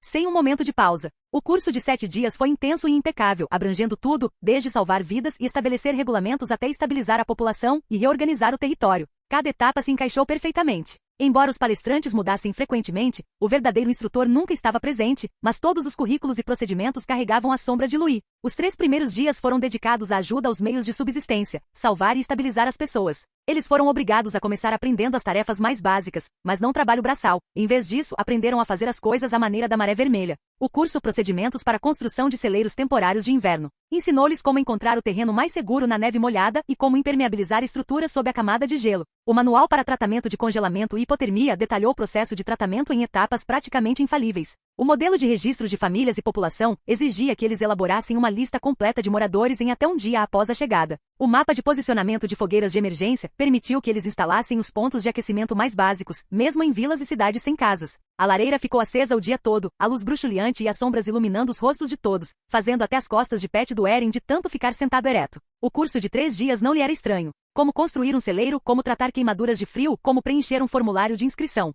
Ele já tinha feito tudo isso ao longo dos anos. Mas aqui, toda essa experiência foi transformada em regulamentos claros e sistemáticos. A voz do palestrante era como ferro batendo em uma mesa. O primeiro objetivo da equipe de ajuda contra a Maré Vermelha é garantir que nenhuma aldeia perca vidas durante o período mais frio. Pet assentiu com a cabeça. Ele compreendeu perfeitamente o peso daquela afirmação. Ele se lembrou dos dias que passou carregando sacos de grãos nas noites mais frias de inverno. Da impotência que sentiu ao ver os refugiados que chegavam à Maré Vermelha no inverno completamente congelados e roxos. E dos dias difíceis e de luta antes de chegar à Maré Vermelha. Os dias 4 e 5 abordaram a exportação institucional, o transplante da maré vermelha. O salão de treinamento pareceu subitamente pressionado por uma pesada camada de neve, até o ar ficou estagnado. O instrutor falava devagar, mas cada palavra era firme: reforma dos direitos dos grãos, lei de registro domiciliar, livros de contas públicos, sistema de horas de trabalho, padrões mínimos para armazéns e fornos geotérmicos. Ajuda não é apenas entregar comida, disse o palestrante. É capacitar aquela aldeia a manter suas próprias contas, cultivar sua própria terra e distribuir os recursos por conta própria no ano seguinte. Assim, eles aprenderam a alfabetizar outras pessoas, a recolher rações de acordo com formulários e a liderar os moradores locais na escavação da primeira vala de drenagem e na construção do primeiro depósito. Pat olhou para os projetos e de repente entendeu. Eles não estavam fornecendo ajuda temporária e depois indo embora. Estavam garantindo que a terra nunca mais sofreria com a fome. Ele percebeu pela primeira vez. Acontece que estamos replicando a própria maré vermelha. O sexto dia discutiu a política local, mudando a estrutura desde a raiz. O dia inteiro foi gasto discutindo energia, não ferramentas ou engenharia. O palestrante escreveu uma frase impactante no quadro negro. O objetivo da ajuda é o povo comum, não a nobreza. Acima de tudo, os nobres não devem interferir na distribuição de rações, auditar contas, dar ordens ou interferir na divisão do trabalho. A etiqueta deve ser rigorosamente observada, mas nenhum poder pode ser renunciado. Nesse dia, Pat e os outros aprenderam como manter a compostura, como garantir que os nobres ficassem na primeira fila da cerimônia sem poder dar ordens, como permitir que eles assistissem às reuniões sem intervir e como conceder honras simbólicas sem abrir mão do poder real. O palestrante resumiu calmamente: dê-lhes respeito, mas marginalize-os institucionalmente. Pat sentiu um formigamento no couro cabeludo. A chegada da equipe de ajuda estava silenciosamente incorporando a estrutura administrativa da maré vermelha nos territórios da antiga nobreza, reescrevendo a ordem usando sistemas em vez de espadas. O sétimo dia discutiu a estratégia de longo prazo, preparando o terreno para os próximos 3 anos. Toda a parede foi substituída por um mapa do território do norte. Oficiais militares e administrativos usavam um ponteiro longo para marcar as vilas e cidades dentro da linha da neve, onde se registrava a maior taxa de mortalidade no inverno, onde se encontravam as potenciais linhas de abastecimento, quais aldeias e vilas, uma vez estabilizadas, poderiam abastecer de 4 a 6 aldeias vizinhas e quais nobres tinham maior probabilidade de serem abandonados pelo povo. Em seguida, o palestrante apresentou um novo plano trienal, que em comparação com todas as aulas anteriores, parecia mais um projeto geral para a maré vermelha. Primeiro ano, estabilizar a população, garantindo que ninguém morra de frio ou fome. Estabelecer pontos de distribuição de direitos de grãos e escritórios temporários de registro de domicílios, permitindo que vilas e cidades se reagrupem e parem de fugir. Todas as ações de assistência giram em torno de um objetivo: garantir a sobrevivência da classe baixa e assegurar que ela saiba que a maré vermelha é responsável por sua sobrevivência.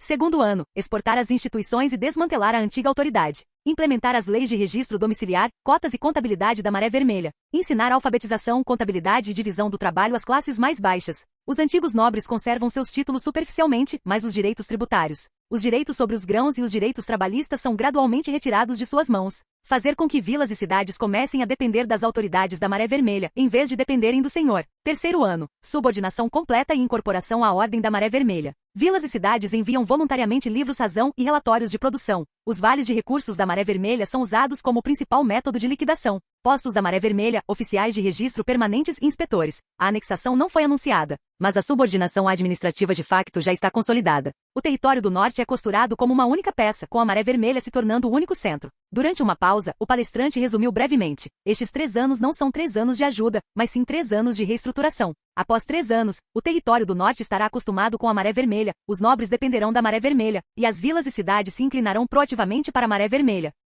Vocês não são funcionários da ajuda humanitária, mas sim os semeadores da futura ordem do território do norte. O salão de treinamento estava tão silencioso que até a respiração parecia abafada. No momento final do treinamento, o palestrante fechou a grossa apostila, seu tom suavizando-se ligeiramente. Embora o tempo tenha sido curto, vocês são, por natureza, agentes comunitários treinados pela maré vermelha. Todos vocês já trabalharam para salvar pessoas, manter registros e estabilizar situações. Esses 7 dias serviram apenas para que você reorganizasse essas coisas. Se tiver alguma dúvida, pode consultar o livreto sobre a maré vermelha. Todas as respostas estão lá. Ele olhou em volta e disse: ao saírem, lembrem-se de que vocês representam a face da maré vermelha. Que sua jornada seja tranquila e que seus passos façam o território do norte brilhar novamente. 7 dias depois, Pat estava sentado na carruagem que partia. As rodas rolavam sobre os rastros lamacentos deixados pela neve derretida, produzindo um som abafado e pegajoso. Ele segurava o pequeno livreto, com as bordas curvadas pelo uso frequente, sentindo como se ainda estivesse sentado à longa mesa no salão de treinamento. Era difícil descrever o estado de espírito de Pat. Havia expectativa de fazer algo que realmente desse esperança aos outros, e também de ser promovido e ficar rico. Havia também confusão. Como seria a primeira aldeia? Os nobres locais iriam obstruir a sua construção? As muralhas externas da cidade da Maré Vermelha foram gradualmente desaparecendo na névoa. A familiar bandeira vermelha na muralha ainda ondulava ao vento, mas agora se confundia com um tom quente que se agarrava ao horizonte cinza esbranquiçado. Pat percebeu subitamente que a partir daquele momento, não estava mais trabalhando sob a bandeira. Ele levaria essa cor a lugares onde outros não conseguiam ver a luz do fogo. Capítulo 380. As grossas paredes de pedra impediam a entrada do vento frio e do clamor do mundo exterior, deixando escapar apenas o brilho quase inaudível do óleo da lamparina queimando. O regente Ains recostou-se na cadeira, envolto em pele branca de fera, mas seu rosto estava mais pálido que a própria pele. Marcas azuis superficiais sob seus olhos como geada pendiam para baixo. Seu peito subia e descia num ritmo que às vezes era lento, às vezes curto e rápido. No entanto, não havia manchas de veneno, inchaço nem quaisquer sintomas fatais que um médico pudesse identificar. Se alguém não olhasse com atenção, poderia até confundi-lo com uma pessoa dormindo, em vez de um regente lutando contra a morte diariamente. Além disso, um novo conselho do Trono do Dragão estava prestes a se reunir em 2 dias. Este grande conselho, referente ao futuro do Império, deveria ter sido presidido pessoalmente por Ains. A única razão pela qual ele ainda estava quase inconsciente era porque se agarrava à vida com pura força de vontade. Caso contrário, teria desmaiado há meses. Hoje chegaram mais médicos renomados do que o habitual, médicos imperiais arquimagos, sacerdotes ancestrais dragões, oficiais médicos da proteção contra o vento. Eles se reuniram ao redor de Ains, revezando-se para examiná-lo, pressionando as mãos em sua testa, verificando seu pulso, perscrutando com magia, sondando com orações.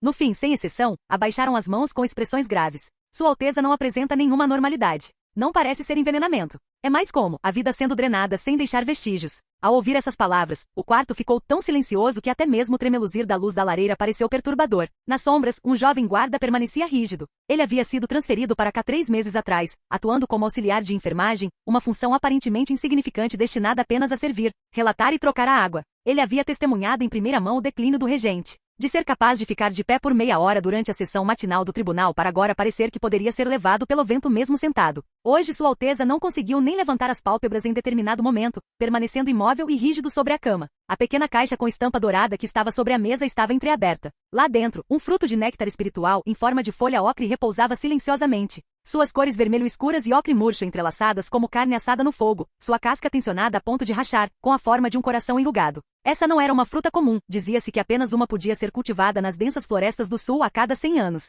No século passado, apenas 2 exemplares haviam sido encontrados em todo o império, tornando sua existência mais uma lenda do que um produto natural. Sua eficácia era extremamente potente, capaz de ativar a força ou poder espiritual e estimular a alma, permitindo que uma pessoa moribunda retornasse brevemente a um estado de lucidez, como envolver uma chama moribunda em uma casca escaldante. No entanto, o que ela podia proporcionar era apenas um renascimento espiritual. Era totalmente impotente contra a decadência do corpo e a perda da vida. O ar ainda carregava o leve aroma adocicado e ácido da fruta após a polpa ter sido mordida. Um cheiro não desagradável, como uma poção alquímica de alta qualidade, que ardia nas narinas e lembrava que sua essência era uma ilusão forçada da consciência. Ains deu aquela pequena mordida. No instante em que mordeu o gelo, o jovem guarda testemunhou pessoalmente o olhar do regente sendo forçado a se afastar da completa dissipação, como um homem se afogando e sendo retirado do gelo no último momento. Ains ergueu a cabeça, sua voz suave, mas capaz de dar ordens: acendam as lâmpadas. Esse momento de lucidez foi quase um milagre para o jovem guarda. Sim, senhor, respondeu ele, avançando rapidamente para ajustar o pavio da lâmpada. A chama intensificou-se com seu movimento, iluminando metade do rosto de Ains.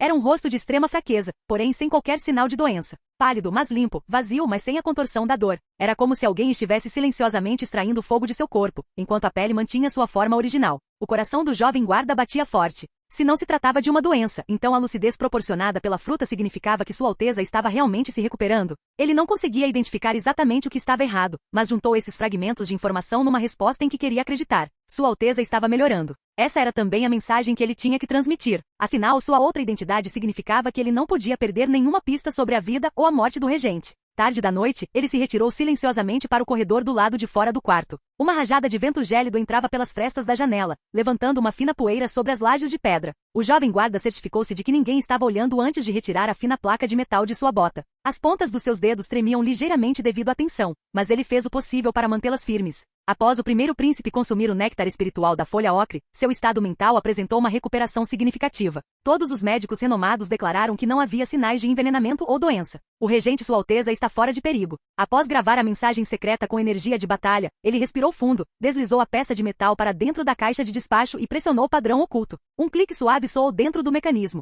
e um pombo discreto de pena cinzenta saltou de um compartimento escondido sob o corredor, agitando as asas. No instante seguinte bateu as asas e alçou voo, sobrevoando os muros do palácio e desaparecendo silenciosamente na forte brisa noturna. O jovem guarda observava a sombra distante, com o peito relaxando parcialmente. No outro extremo da capital imperial, o vento noturno soprava sobre os altos muros da residência do quinto príncipe Lampad, e a luz de velas tremeluzia fracamente dourada por trás das grossas janelas. A pomba de penas cinzentas pousou num poste de madeira no beco escuro, a cabine de despacho batendo suavemente, produzindo um som baixo. O guarda reconheceu-a como um pombo-correio secreto, sua expressão mudou ligeiramente e ele imediatamente pegou a caixa de despacho, enviando-a para o pátio interno. Pouco tempo depois, a mensagem secreta foi apresentada a Lampad. Ele estava sentado em um longo banco atrás de sua mesa, e ao ouvir que era um pombo-correio secreto do palácio, ergueu as pálpebras. Coloque-o aqui. O atendente entregou a placa de metal. Lampad inicialmente se mostrou indiferente, mas à medida que lia o conteúdo, suas sobrancelhas começaram a se franzir lentamente. O estado mental do regente se recuperou? Sem envenenamento, sem doença? Consciente graças à fruta?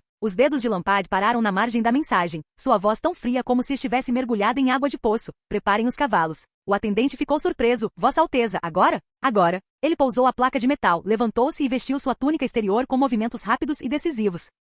Lampad caminhou pelo pátio lateral, atravessou uma ponte de madeira e adentrou o interior da residência. No final da escada havia apenas uma porta de madeira trancada com uma fechadura de ferro. Lampad levantou a mão e o guarda na porta abriu imediatamente a fechadura oculta. Assim que a porta de madeira foi aberta, o ar frio e úmido escapou, as profundezas do porão escuras e silenciosas, como um segredo à espera de ser revelado. Lampad entrou nas sombras e disse em voz baixa: acendam as lâmpadas. Quando a luz da fogueira se acendeu, ele caminhou sozinho para mais longe, com a expressão inalterada. Quanto mais descia, mais frio ficava o ar. O corredor no final da escada era estreito, com as paredes de ambos os lados esculpidas com antigos padrões de coroas florais, embora ali os padrões estivessem invertidos, com as pétalas apontando para baixo, assemelhando-se a uma oração subvertida. Somente quando a luz incidiu sobre o chão é que a visão verdadeiramente perturbadora se revelou. Todo o chão estava coberto com as marcas demoníacas da coroa floral invertida da Igreja da Flor da Pena Dourada. Cada linha parecia gravada na pedra com uma faca, de uma profundidade antinatural, e uma tênue luz dourada escura cintilava entre os padrões, pulsando sutilmente como um ser vivo. As paredes estavam cobertas de antigas inscrições em escrituras, a escrita desfocada pelo tempo, mas ainda com traços fervorosos,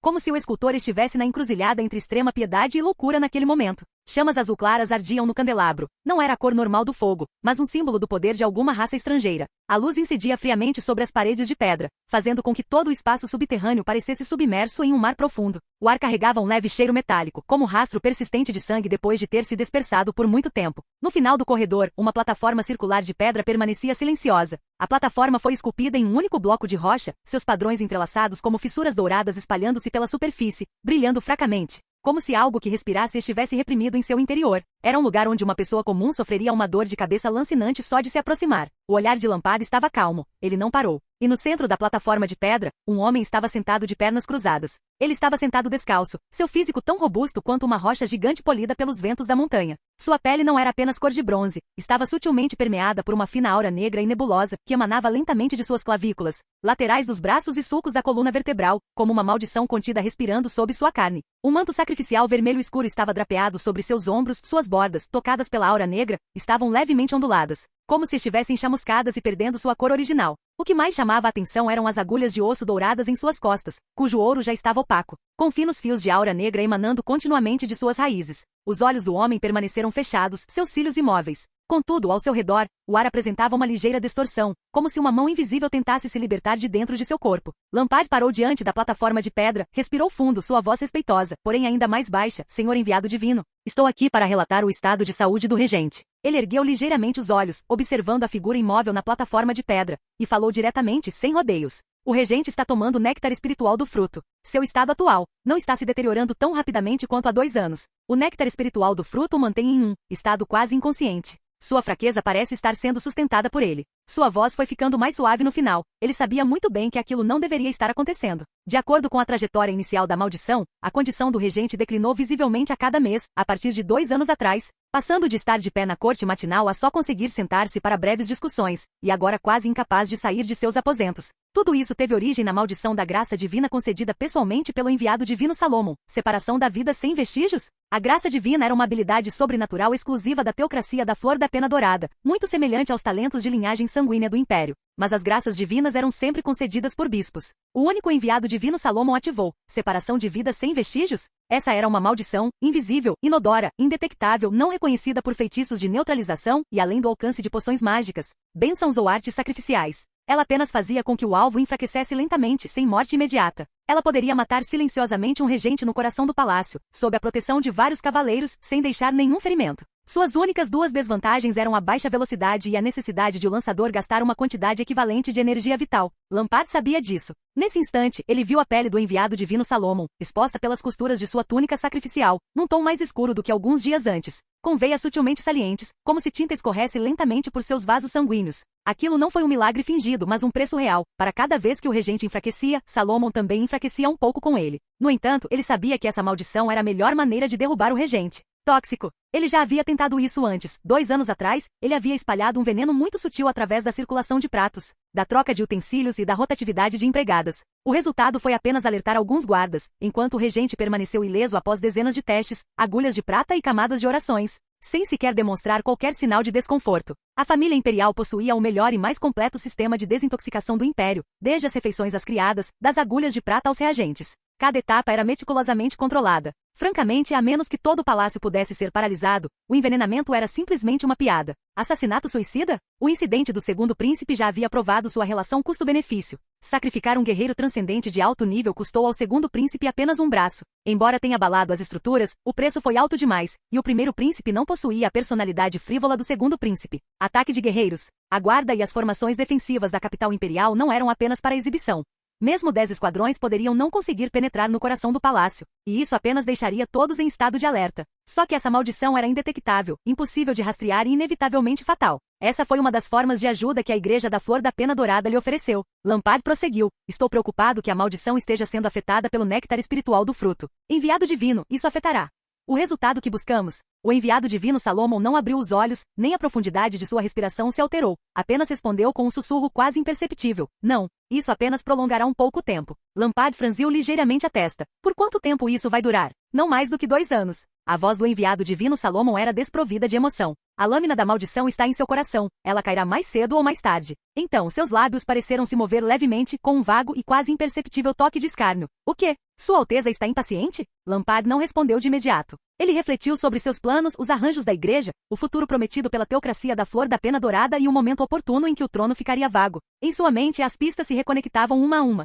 Não se tratava de uma simples usurpação, mas de sua verdadeira conspiração, arquitetada há anos. O que Lampard queria nunca foi herdar o império, mas sim dividi-lo. Para mergulhar a capital imperial no caos, cada passo que ele dava era preciso e furtivo. Para incapacitar o regente com uma maldição, permitindo que a capital imperial perca sua autoridade central, mas sem deixá-lo morrer imediatamente, dando a si mesmo tempo suficiente. Incitar conflitos entre os príncipes imperiais, lançando a linha de sucessão no caos. Utilizar piratas financiados por fontes obscuras e exércitos rebeldes para agravar continuamente a ordem pública imperial. O Ministério dos Assuntos Militares precisava ser fragmentado, e foi por isso que o segundo príncipe foi assassinado. O poder militar ficaria sem liderança, com facções lutando por seus próprios interesses. Alguns comandantes de legião já haviam até mesmo entrado em contato com ele. A cadeia econômica precisava ser interrompida. O Duque Calvino estava disposto a apoiar a divisão. Se ele se aliasse a Lampard, o tesouro imperial entraria em colapso instantaneamente pela metade. O Duque Calvino apoiaria a divisão porque acreditava que o poder da capital imperial estava diminuindo, e seu segundo filho, Eduardo, era uma figura central na Igreja da Flor da Pena Dourada. Lampard chegou a entrar em contato com outras províncias do leste, e até mesmo com o território do norte. Afinal, Luís Calvino também era um Calvino. Em última análise, o que ele queria estabelecer não era um império, mas um império do Oriente. Um estado vassalo apoiado pela Igreja da Flor da Pena Dourada com governo e religião unificados. Porque ele nunca teve a base necessária para absorver todo o império, nenhum poder militar, nenhuma aliança nobre, nenhuma base fiscal, nem mesmo apoio suficiente entre as facções na capital imperial. O único apoio sólido de Lampard era a Igreja da Flor da Pena Dourada. Ele não podia e nunca teve a intenção de governar todo o império. Ele queria um trono menor, porém mais seguro. Não um imperador, mas o senhor das terras orientais reconhecido pela Igreja. Quanto mais Lampard refletia, mais sentia o caminho sob seus pés se tornar cada vez mais firme. Então Lampard disse suavemente: então deixo isso nas mãos do enviado divino. Capítulo 381. A luz da manhã vinha de cima, iluminando o rosto pálido de Karien. Ele estava sentado em uma cadeira de pedra, com a parte superior do corpo nua, as linhas de seus ombros e peito ainda nítidas, porém cobertas por uma camada de cinzas mortas. A bandagem do lado esquerdo dele havia sido removida, e a ferida suturada se estendia ao longo da linha da fratura no ombro. Sua aura de batalha circulava intermitentemente dentro dele, como um fole quebrado, deixando apenas ecos fragmentados, incapazes de reunir força. O médico ajoelhou-se ao lado dele, com as pontas dos dedos sobre o pulso, com o mesmo cuidado de quem protege uma brasa instável. Vossa Alteza, ele tentou manter a voz firme. A recuperação está indo muito bem, pelo menos, muito melhor do que temíamos inicialmente. mas essa garantia só fez com que Karin franzisse ainda mais a testa. Para uma pessoa comum era de fato muito bom, o suficiente para continuar vivendo e não atrapalhar o trabalho. Mas para um cavaleiro cuja vida girava em torno da espada e da aura de batalha, não recuperar o status de cavaleiro no auge era como perder metade da vida. Karin não respondeu, nem sua expressão mudou, mas seus olhos estavam cheios de frieza. Após um longo silêncio, ele finalmente falou com a voz rouca. Qual é a situação atual do primeiro príncipe? O médico hesitou visivelmente por um momento antes de finalmente responder. O regente tomou o néctar espiritual da folha ocre e está muito melhor. Ele pode ao menos suportar a reunião de amanhã. Karin assentiu com a cabeça, seus movimentos pesados, como se mal conseguisse reprimir alguma emoção mais profunda. Mas não havia nenhum sinal de relaxamento em seus olhos, apenas uma sombra que se espalhava constantemente. Retire-se, disse Karin em voz baixa. O médico fez uma reverência apressada e saiu, fechando a porta atrás de si. O silêncio atrás da porta durou menos de 3 respirações antes que a respiração de Karin mudasse visivelmente. Primeiro foi rápido, depois pesado, como uma bestialidade reprimida debatendo-se em seu peito, prestes a rasgar sua pele a qualquer momento. De repente, Karin levantou o pé e chutou violentamente a cadeira próxima. A cadeira de madeira caiu no chão de pedra, batendo com força na parede, e o som de madeira estilhaçada ecoou pela sala. Karin fingiu que não tinha ouvido nada e, em seguida, socou a parede com ainda mais força. Seu punho direito golpeou com força a parede de pedra, lançando detritos para todos os lados, mas ele não parou. Foi só quando uma dor aguda atravessou seu ombro esquerdo, os músculos ao redor da articulação do braço decepado parecendo estar sendo raspados por uma faca. A dor intensa subindo pelos nervos até o pescoço. Karin encerrou os dentes, um som baixo escapando de sua garganta, como o rugido reprimido de uma fera selvagem após ser ferida. O que ele mais temia que os outros vissem era exatamente isso, sua impotência e incapacidade de se controlar. Mas ele estava sozinho no quarto, então sua raiva não tinha para onde fugir. O olhar de Karin voltou-se para a caixa de madeira preta sobre a mesa. Restava apenas um pequeno resíduo seco, de cor castanho avermelhada no interior. Era o que ele próprio usava para manter a imagem de um príncipe do pico. Originalmente, ele possuía 2 frutos de néctar espiritual. Um foi dado ao regente. Não por bondade, mas para permitir que o regente permanecesse no cargo até o conselho do trono do dragão. Para que durasse esses poucos anos e para repelir as ambições da facção de funcionários civis do quarto príncipe Ren. A outra ele guardou para si, confiando nela apenas para manter a ilusão de um cavaleiro do pico do meio passo diante de estranhos. Mas na realidade, ele mal conseguia estabilizar um cavaleiro extraordinário iniciante. Essa disparidade fazia seu peito parecer pesado, como se sua dignidade tivesse sido distorcida e quebrada. Droga, ele murmurou 2 palavras em voz baixa. Depois outra, droga. Aquele dia deveria ser apenas um passeio tranquilo e uma caçada, um descanso há muito esperado, sem escolta do Ministério de Assuntos Militares, sem quaisquer implicações políticas. Karin até havia por uma vez relaxado um pouco, e foi precisamente por isso que ele se tornou descuidado. Naquele dia, a cavalaria particular da família imperial reuniu-se à beira da floresta, os cavalos de guerra bufando névoa branca, cascos de ferro firmes. A rota era mantida em extremo segredo, conhecida apenas por alguns poucos escolhidos dentro da família imperial, e nem mesmo seus confidentes mais próximos sabiam onde ele estava naquele momento. Karin cavalgava na frente, sua aura de batalha no pico do meio passo, seu poder interno pulsando, capaz de rasgar o ar a qualquer momento. Ele acreditava que se tornar um cavaleiro de elite era apenas uma questão de tempo. Naquela época, ele nunca pensou que chegaria o dia em que seria caçado, pelo menos não durante uma saída sem aviso prévio. A equipe aventurou-se mais adentro da densa floresta seguindo a rota planejada. Não se tratava de um sentimento de opressão, nem de intenção assassina, mas simplesmente de uma anomalia quase imperceptível. Se fosse qualquer outro dia, ele teria imediatamente ficado em guarda, mas naquele dia ele relaxou por um instante, e esse único instante o impediu de se esquivar. Um fino brilho metálico emanou da grama. Foi um golpe de assassino, mais fraco do que ele em força, mas carregado de uma determinação implacável, como se estivesse apostando a própria vida na lâmina. No instante em que Karin pressentiu o perigo, ele já havia começado a virar a cabeça, mas ainda assim era meio fôlego tarde demais.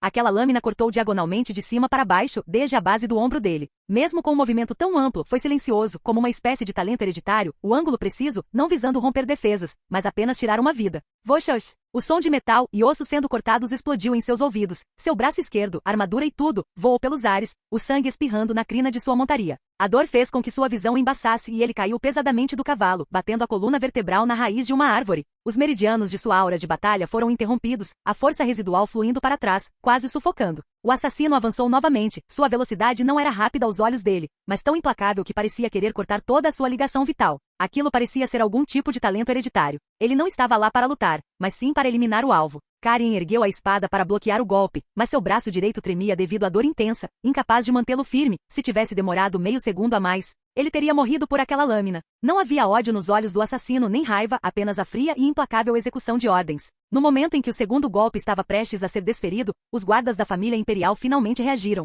Protejam Sua Alteza. 3 cavaleiros extraordinários avançaram, um deles derrubando o assassino e prendendo-o contra o tronco de uma árvore. No momento em que o assassino foi capturado, um estranho som de engasgo veio de sua garganta, como se fosse algum tipo de ativação pré-programada. No instante seguinte, Seu corpo inteiro ficou mole, como se a vida lhe tivesse sido drenada, morrendo em silêncio. Sem luta, sem últimas palavras, nem mesmo uma expressão de dor. Ele morreu tão silenciosamente quanto uma sombra que se apaga sem deixar vestígios. Karen encostou-se à árvore, o sangue pingando continuamente, sua mão tremendo demais para segurar a espada, mas sua mente estava excepcionalmente lúcida. Um assassino, mais fraco do que ele, poderia ficar à espreita em um caminho necessário. Feri-lo gravemente com um único golpe e acabar com a própria vida imediatamente após ser capturado. Isso não foi absolutamente nenhuma coincidência. Só havia uma explicação. Alguém havia revelado a localização ao assassino com antecedência. Naquele momento, o medo, pela primeira vez, transformou-se em suspeita. Nos dias que se seguiram ao assassinato, toda a capital imperial parecia normal na superfície, mas aos olhos de Karen, cada canto exalava uma frieza incomum. Não é que ninguém tenha investigado. Pelo contrário, seus próprios homens, o Ministério da Defesa, a censura e até mesmo espiões enviados secretamente por diversas famílias nobres investigaram durante meio mês inteiro. A floresta foi minuciosamente vasculhada, os vestígios da aura de batalha foram comparados e cada traço da respiração do assassino antes da morte foi registrado. Mas nada foi encontrado. Sem origem, sem identidade, sem marca organizacional.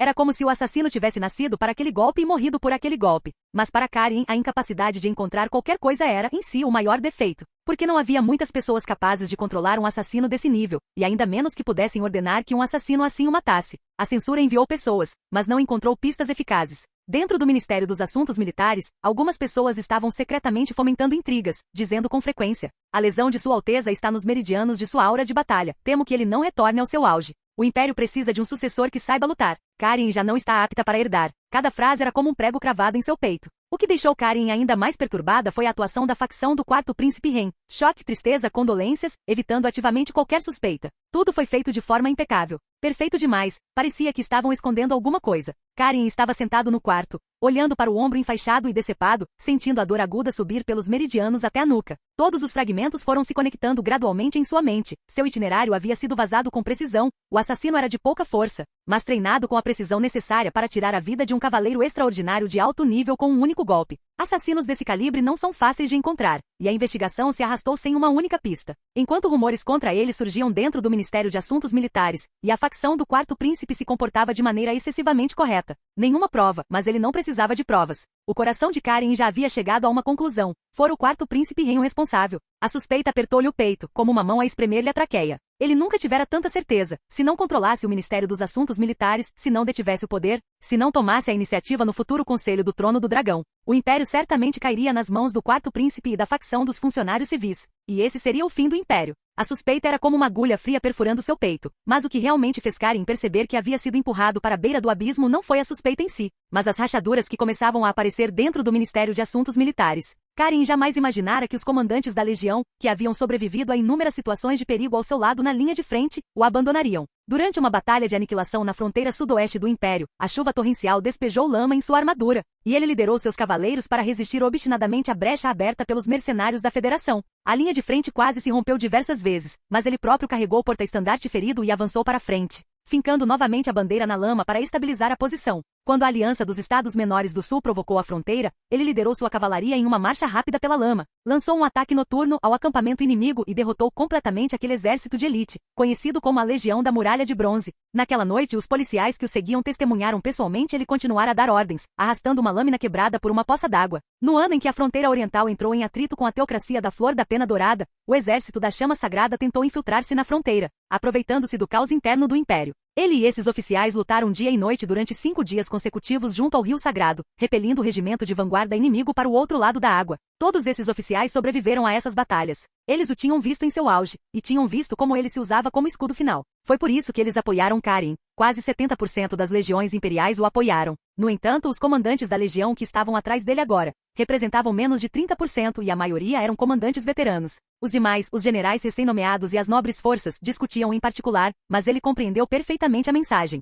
O Império não pode mais ser arrastado para a ruína pelas lutas internas entre os príncipes. O ferimento de Sua Alteza, receio que ele nunca mais seja capaz de liderar o exército. O tom deles era diplomático, mas todos o pressionavam em uma única direção, para longe da posição de herdeiro. O Ministério dos Assuntos Militares já não era um bloco monolítico. Estava se soltando, se fragmentando e se espalhando diante de seus olhos, como uma besta gigante que havia perdido as rédeas, contida apenas por ele. Ele olhou fixamente para o ombro esquerdo fraturado, sentindo como se um pedaço de gelo tivesse sido enfiado à força em seu peito. Dor, humilhação, raiva. Todas as emoções se entrelaçaram em uma única corda, sufocando-o até que ele mal conseguia respirar. Mas nada disso se comparava ao medo profundamente escondido em seu coração. Se eu cair, o império entrará em colapso. No entanto, há muito tempo, Karin nunca pensou dessa forma. Ele não deveria ter chegado a esse ponto. Karin nunca fora entusiasta do poder, nem considerava a sucessão uma missão. Ele sempre acreditou que seu pai imperial era firme como uma rocha, que o império tinha sua própria ordem, e que ele só precisava ser um príncipe capaz de lutar, defender e proteger um dos flancos do império no campo de batalha. Havia apenas uma pessoa que ele verdadeiramente respeitava, em quem acreditava de todo o coração e que deveria herdar o trono.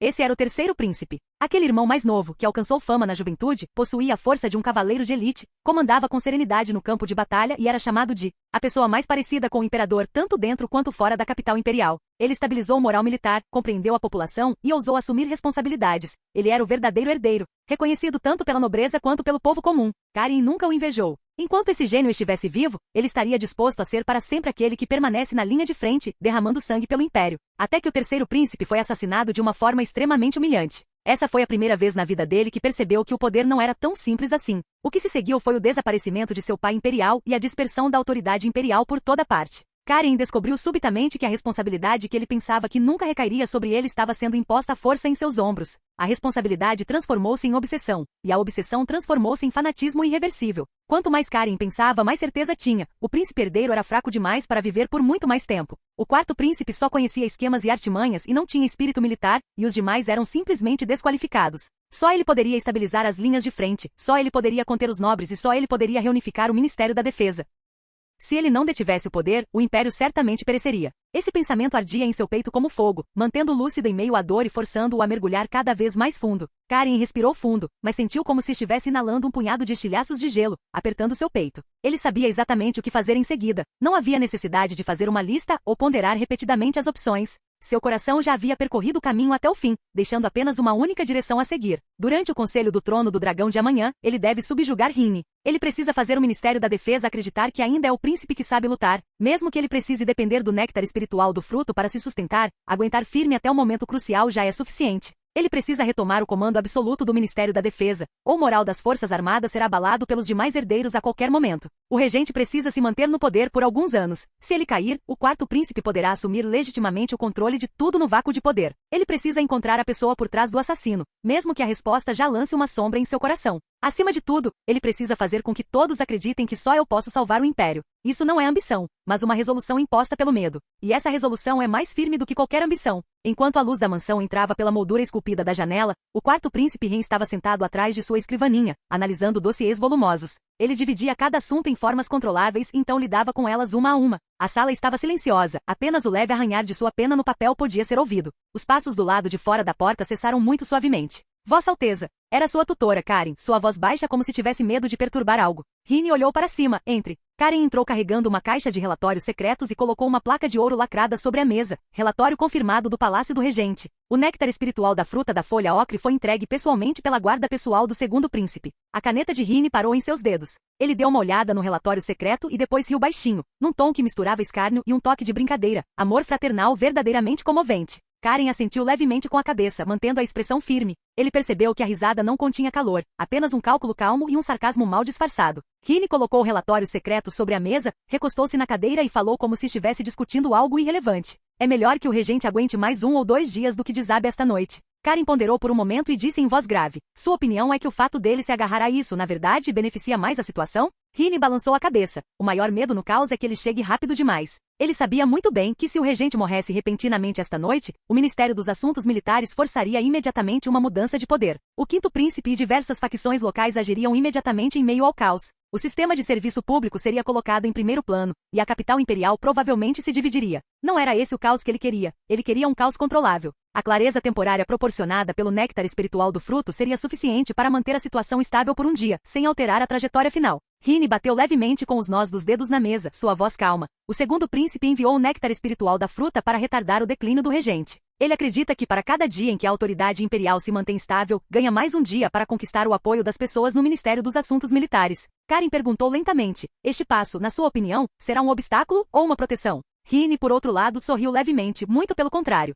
Como o regente não morrerá em curto prazo, a capital imperial não perderá o controle imediatamente, mas o regente certamente morrerá em longo prazo, e a autoridade imperial não poderá ser consolidada. Os nobres e comandantes das legiões terão mais tempo para serem gradualmente colocados sob seu controle, e o segundo príncipe também não poderá assumir o poder militar exclusivamente. Um regente que consegue se manter no poder, mas que é impotente para interferir na política. Este é o estado ideal para nós. Ele fechou os olhos. Amanhã é a oportunidade. O regente parece capaz de se manter no poder, mas certamente não conseguirá se manter firme, e o Ministério dos Assuntos Militares não poderá obter autorização legal durante o conselho. Karen continuou perguntando, como se estivesse ajudando o Rini a organizar seus pensamentos. A julgar pela tendência, você está em vantagem, mas a situação ainda não chegou a um ponto de vitória garantida, correto? Rini respondeu timidamente, alto, mas não mais que 50%. Os nobres estão observando, o Ministério da Defesa não lhe dá ouvidos, e os senhores locais não querem apostar precipitadamente. Qualquer evento inesperado pode fazer com que a situação se volte contra ele. É claro que Rini não pode apostar em quanto tempo o regente viverá. Ele precisa preparar um plano B. Amanhã, contanto que o conselho não chegue a uma conclusão, nós vencemos.